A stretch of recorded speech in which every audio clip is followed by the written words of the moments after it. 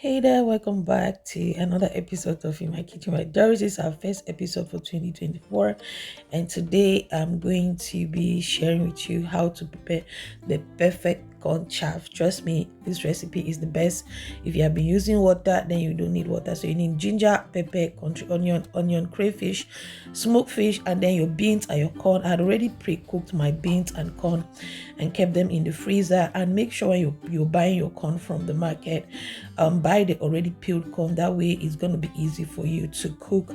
It's not going to take so much time. All right, so it's pretty easy. Just follow the instruction as you see on the screen and leave any comment that you have in the comment section. I'll make sure to answer it. Trust me, this recipe is the best. It's the best. This is how we've been cooking cornchaff in our home for so many years now, and yeah, just try it and let me know. It's the perfect party commercial cornchaff, home cornchaff. Just try it and let me know how it was. But this has always been good. The feedback has always been good from my clients and also from those who eat it from me. All right, have an amazing day, an amazing weekend, and see you next week on another episode of In My Kitchen. We'll be sharing recipe every Friday on this channel, and have a blessed weekend, and remember, God loves you so much. Bye.